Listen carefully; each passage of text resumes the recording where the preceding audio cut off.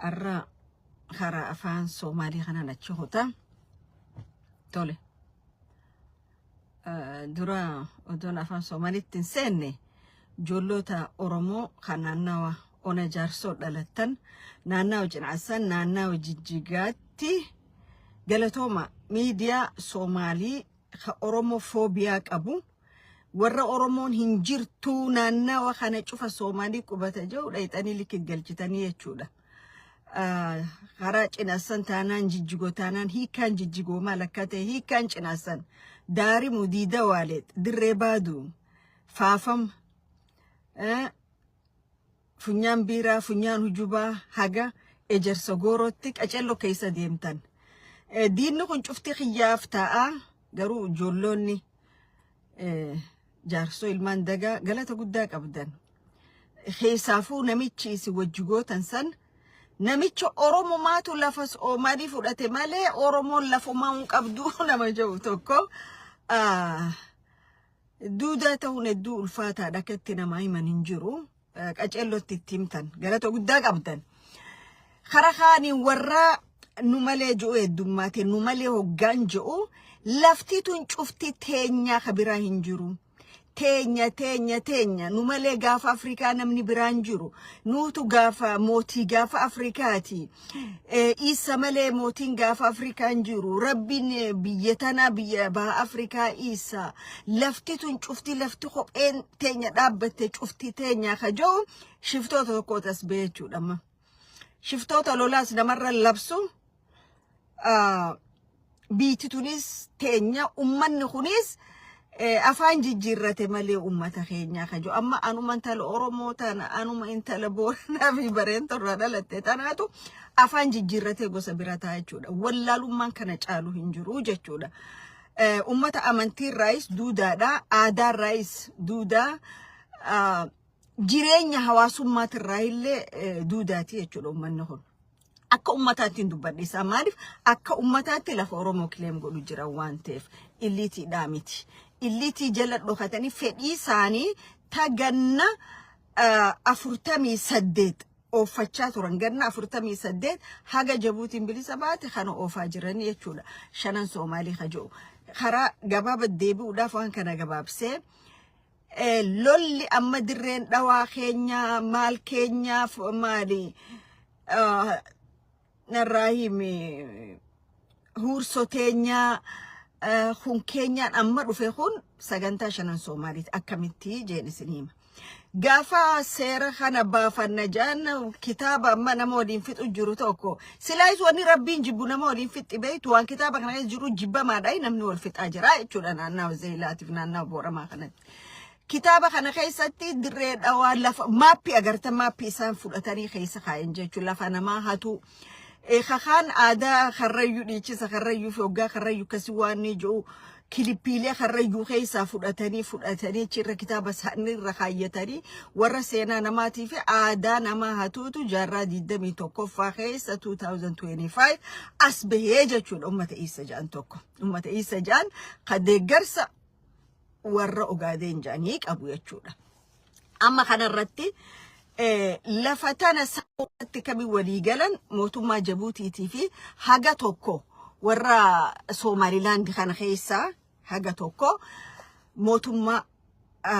مصطفى خانيتشون وان كان خدوران أبتشاتوري موسبيحي خجانين جتشون بريزدانتي سومالي لاندي خبخوفي سنجتشون خبو إسان دوران أبتشاتور إني نتبيتي تينيا موتوما متاسيك أبدي هيري مرتفانا أمتا سومالي لاندي بربانا نتنكلون ننقودتنا بلاتي سانيس نوران في ديناي جين أما غانا منشوخ نمور ماتي وان إني نمور موف يوخا إليمينيت غورو كامنا يوخا موتوما رابوسو كامنا جاني وليغالي نمشوخنا كموتوما فيلمات خانا سينين درقم نقولاني نميتش يادا خانا روالي غلانين إرو خجان كان في داتاني يتشونا أما اللولي قدان لفتتون تأيسات خون كأيسات جو لفما درين أواتا جلق أبت تقول أنو جان لفا سومالي تو مركاني سولاف درين أواتانا أي قوة دابر من نخون توكو واجر آدا في توريزمي Oromia jaan gama isan akawan waajjira aadaa fi turizimii dirree dhawaa ifi kililii shanan kun barreessaniiti lafti maappii tanarra jirtu lafa isaati jedhama jarri hungaa warra lafa namaa hiru warti warra daangaa namaa hiru holkoleen amma aadaa fi turizimiitii fi naannoo shanii jedhantun waaw silaa addunyaa irratti paawara qabaatanii jarri kun Oromo keemikaalaan belleessanii jechuudha biyya san keessa but try godhanii it is very funny so maaltu ta'e kanarratti zeyla dirree dhawaa eega godhatan booda zeyla godhanne achi booda warra Gadabuursiitiis kana silent goone akkuma Oromoo lafasaa ciccirachu jiru kanatti Oromoos kan Soomaalitti ilma galchine kan maallaqaan binne maal goone naannawa kanatti Soomaalii guddoo jaarrannaadha jechuudha abjuun isaanii guddoon abjuun kana maaltu sigarsiisa waan amma isaan godhu jiran kana maali wanni isaan godhu jiran dirree dhawaa magaalaa gudditti Isaa jaanii ibsa ejjennoo cirraa namarra baasan ibsa itti zeyla aadhaan weeraran ugaasa tokkos ni qaban ugaasa shiftaa tokko khalola namarra labsu dhugaa Oromoo ta'uun kun akkatti gaariidha Oromoo ta'uun hedduu gaariidha maaliif abbootiin gadaa Oromoo yoo diina wajjoon lolte malee lolan labsan Oromoo harkisii qabbana jechuudha miillisii qabbana abbaan gadaa Oromoo abbaan duulaa yoo haalli hamaan saba gaaga ujiraate lola labsa malee obbeleessarra ka'ee ilma obbeleessarratti obbeleessa ka'ee hidhannoo hidhadhuuti fixin je'uun akka amma namichi shiftichi ugaasni Isaa kun hidhannoo hidhadha addunyaa jirtanii maali Gadabuursi irratti lola banaa je'een kana jechuudha warra kana dirree dhawaa keessaa kana godhu jira jechuudha arra silaa zeylaa san qabatanii naannaa Booramaa san warra Samarroon kana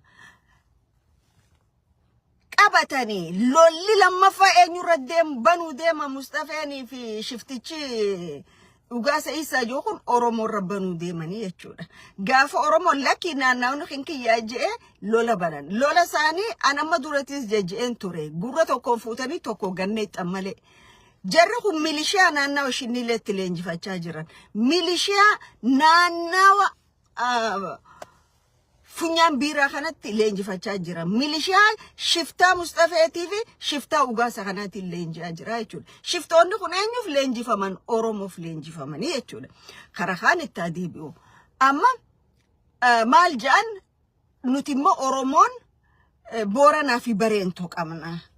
faawundee bu'urri keenya Oromoodha Booranaa fi Bareentoo isaanis giri Iyyodaaroot ka ja'aniin qabanii jechuudha giri Iyyodaaroot amma giri kanaatu waan kana keessa jira jechuudha kana maaliif inja kalee miidiyaa tokko irratti ugaasni giri magaalaa Finfinneetirraa odeeffachaa turanii jechuudha maadhee magaalaa Finfinnee Alshabaab magaalaa Finfinnee keessa jirtu jechuudha namichi kun Isa aadaan saballoodha akkuma magaalaa isaa dirree dhawaa godhate bakka fedhan godhachuudhaaf mirga qabaa je maaltu deemu jira lafa Oromoo keessa arra akka ugaasni jara kana gabbee dirreen dhawaa lafa Isaati Soomaaliin bakka cufatti Isaa aadaa godhachuu danda'e kanatti abbaan gadaa Oromoo mi'achi interview kannee kanani jaa hin je'u maaliif tokko saba wali buuftanii jedhaniin sodaa tokko sabaa fi sablammoota wali buuftanii jaan akka waan nuti UN sabaa fi sablammoota taane okay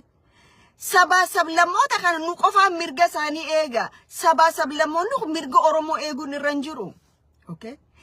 jarri kun amma ni agartan saamamiinsa lafa Oromoodha ona Baalee keessa deemu jiru Harargee bahaa keessa deemu jiru Harargee dhiyaa keessa deemu jiru Soomaaliin gabaabumarra maal jedhan warri dirkun warri dirkun walga'ii adda addaa ta'aa jiran bakka adda addaatti Abiyyi Ahmad maallaqaa fi faaruu biran dabru isa maallaqatti kannineetuma faarsinee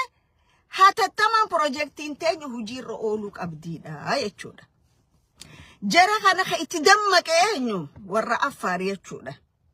ilmaan Ali Affaar ganamaan itti dammaqan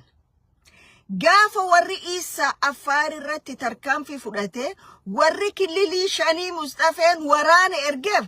Affaar biyya Abbaasii nyaattee firraa deebiftee jechuudha warra san fidanii dirree dhawaarra ganna kan jechuudha dirreen dhawaa bakka fidanii gaarbeeji cufatti naqanii jechuudha achirra